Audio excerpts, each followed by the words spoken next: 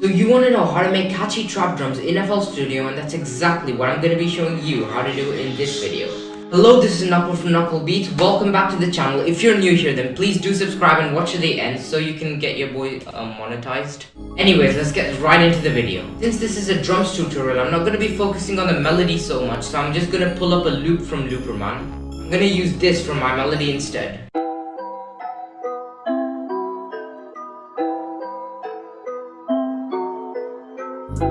To get one of these loops into FL Studio, you have to just save it into a pack that you already have open in FL Studio. So I'm just gonna save it into loops.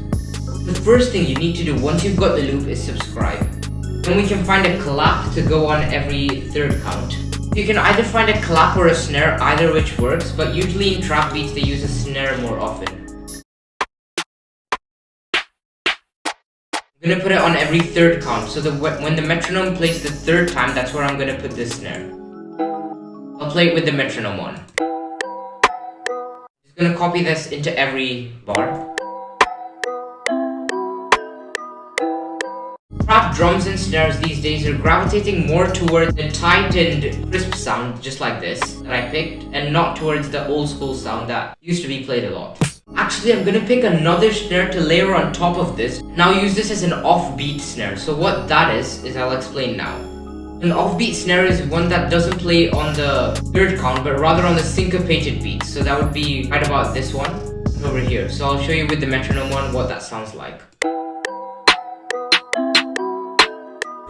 Actually, in my opinion, it would sound better if this snare was used as the offbeat snare instead. Not even my opinion, it's just kind of matter of fact actually, so let's hear it now.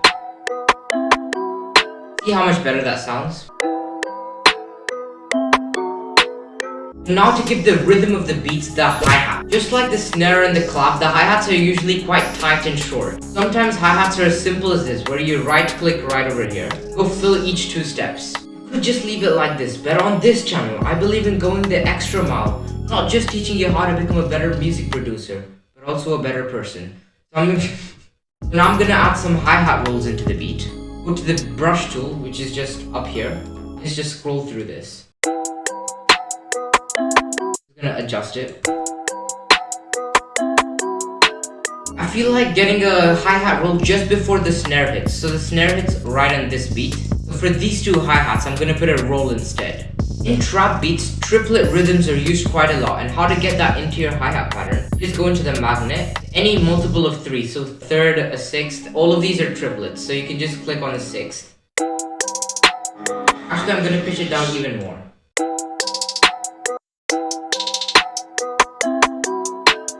I think this is fine.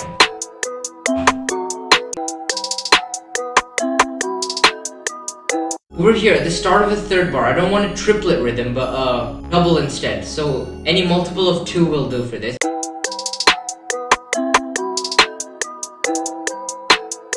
Usually I wouldn't put these many hi-hat rolls in, but I'm just feeling that extra today. I'm gonna pitch these down as well.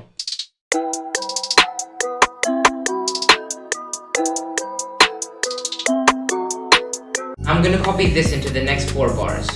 For the counter melody, I'm just gonna try to duplicate this and lift it up 1 octave, just to see if that sounds any better. There are 12 semitones in an octave, so I just went 12 to the range over here. Push this up all the way to change up the sample length by 1 octave. I'm planning on putting this just when the chorus drops. An open hat just sounds something like this. It's usually played over here just before the clap. I'm gonna use 2 of these. One of them is gonna be a more high-pitched sound and occurring more frequently, while the other is a lower pitched and occurring only once or twice every 4 bars.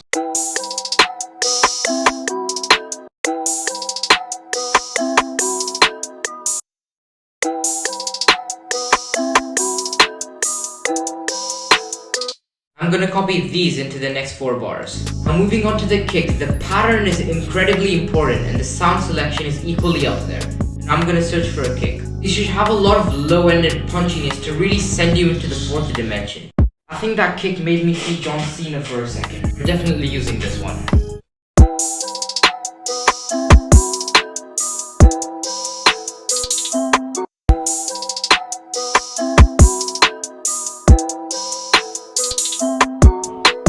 think this beat would work work quite well with the vocal chops, so I'm gonna find some vox that's gonna sound quite nice with this beat.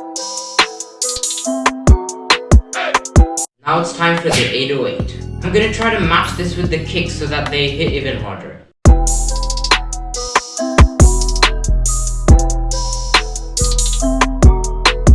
I quite like this frequency of the sub in the 808, so I'm gonna increase it a little bit.